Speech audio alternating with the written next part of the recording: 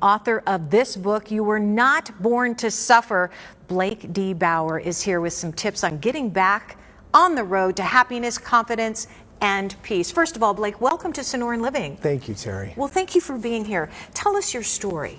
Well, as a young man, I struggled with drug and alcohol addiction, and I got a really bad DUI when I was 17. And I was captain of the varsity football team at the time, and I got kicked off the team, lost any interest I had to play college football, and fell into a suicidal depression. So from the age of 18, I basically went all in trying to heal myself and figure out how to be well and have purpose in life. And it becomes that first step, that important step of realizing that you need help, right? Yes. So over the last 20 years, you've written this book and you've come up with, you say 4 tried and true tips to help us have self-love again. What are those tips? So on my journey, I realized that I was really just learning how to love myself and take good care of myself, which was something I had never learned as a child. And as I went, I realized we're all struggling with the same issues deep down. We just don't talk about it very much.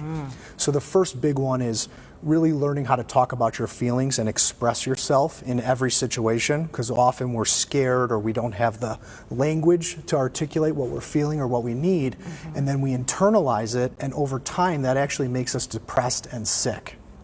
I can see that, yes. Yeah.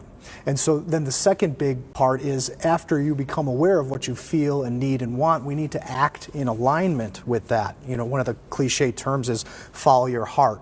But often we don't follow our heart. We don't act in alignment with what we're really feeling because we're plagued by fear or self-doubt or insecurity, or we're just in a habit of internalizing these emotions which keep us stuck. Right, right. Yeah. These are really good. Okay, I'm following along. Okay. What would be your third tip? And so the next one is taking time and space for yourself on a daily and weekly basis.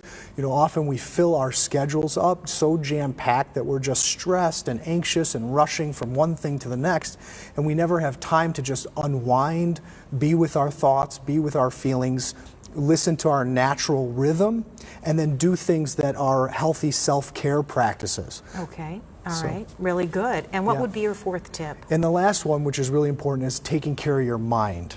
So our thoughts really do shape our reality and shape our relationships more than we realize. And when we wake up in the morning and our thoughts are all over the place, we typically then have a day that feels very spread thin and stressful, and we feel all over the place. So in my work with people, I teach them how to practice about 10 minutes of meditation first thing in the morning, because those thoughts that you think in the beginning of the day actually shape the day that you're going to have. This sounds to me like a guide for living better. Absolutely. Your book. Absolutely. Well, I never learned, like I said in the beginning, how to love myself, how to take care of myself. Right. The things to me that really matter and help us get through this life in a healthy way. And so when I had some clarity, all that I wanted to do was help other people understand exactly how to do this. And that's exactly what you're doing. I am doing my best. Yeah, it's an international bestseller, so congratulations to you on that. And thank you for documenting that journey and sharing it with all of us. We appreciate you for that. Oh, thank you so much for saying that.